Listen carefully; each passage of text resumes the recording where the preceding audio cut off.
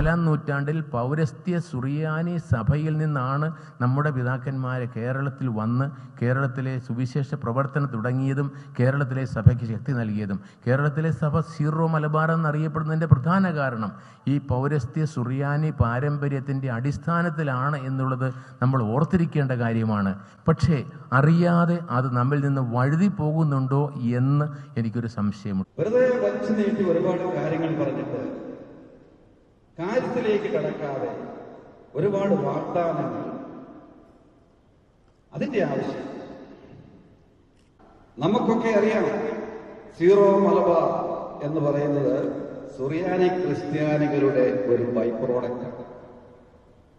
സുറിയാനി ക്രിസ്ത്യാനികളിൽ നിന്നാണ് സീറോ മലബാർ സഭയുണ്ടായത്. മാറിക്കെട്ടിയവനെ കോട്ടയം രൂപതയിൽ നിന്ന് മാറ്റും, പിതാവിനെ തുറന്നൊന്നും പറയാൻ പറ്റും. ഇവിടെ ഇന്ന് തീരെ ഇവിടുത്തെ പ്രശ്നം. എന്നിട്ട് ഇന്നത്തെ ഇവിടുത്തെ പെറ്റീഷനില് നമ്മൾ വായിക്കുന്ന പെറ്റീഷനില് പിതാക്കന്മാരും രണ്ടുപേരുണ്ട്. KCC തന്നെയാണ്. നമ്മൾ ഇത്രയും ജനങ്ങളും നമുക്ക് എന്തുകൊണ്ട് ഒന്നിച്ചൊരു പെറ്റീഷൻ ഈ ജനങ്ങളോട് ഞാൻ ചോദിക്കുകയാണ്, നമുക്കൊന്നിച്ചൊപ്പിടാം. വംശശുദ്ധിയിൽ വചന വഴികളിൽ വലിയൊരു ജനതയായി നാം, തനിമയിൽ ഒരു ഗണമായി നാം, ജ്ഞാനായക്കാർ നമ്മൾ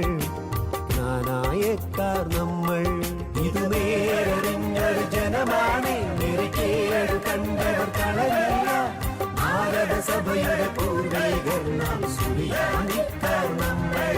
ഇത് നേരറിഞ്ഞൊരു ജനമാണ്. നിരക്കേട് കണ്ടവർ കളരില്ല, ഭാരതസഭയുടെ പൂർവികർ നാം, സുറിയാനിക്കാർ നമ്മൾ. ഭാരതസഭയുടെ പൂർവികർ നാം, സുറിയാനി